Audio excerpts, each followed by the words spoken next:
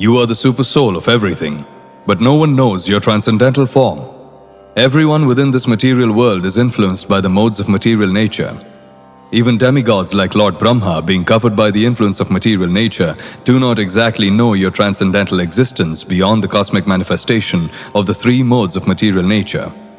Great sages and mystics worship you as the Supreme Personality of Godhead, the original cause of all living entities, all cosmic manifestation, and all demigods. They worship you as all-inclusive. Some of the learned Brahmanas also worship you by observing Vedic ritualistic ceremonies. They offer different kinds of sacrifices in the names of different gods. And there are others also who are fond of worshipping transcendental knowledge. They are very peaceful, and after giving up all kinds of material activities, they engage in the sacrifice known as Jnana Yajna, the philosophical search for you. There are also devotees known as Bhagavatas who worship you as the Supreme Personality of Godhead. After being properly initiated in the method of Pancharatra, they decorate their bodies with tilaka and engage in worshipping your different forms of Vishnu Murti. There are others also, known as Shaivites, followers of different acharyas, who worship you in the form of Lord Shiva. It is stated in the Bhagavad Gita that worship of demigods is also indirectly worship of the Supreme Lord.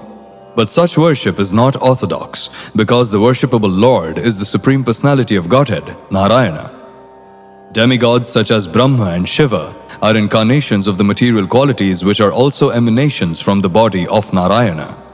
Actually, there was no one existing before the creation except Narayana, the Supreme Personality of Godhead. The worship of a demigod is not on the same level as the worship of Narayana. Akrura said, although the minds of those who are devotees of the demigods are fixed on a particular demigod, because you are the super soul of all living entities, including the demigods, worship of the demigods indirectly goes to you.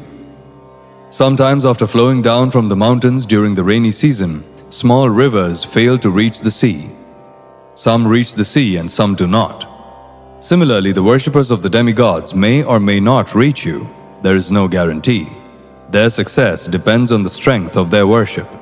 According to the Vedic principles, when a worshipper worships a particular demigod, he also conducts some ritual for Narayana. Yajneshwara, for as it is mentioned in the Bhagavad Gita, the demigods cannot fulfill the desires of the worshippers without the sanction of Narayana or Krishna.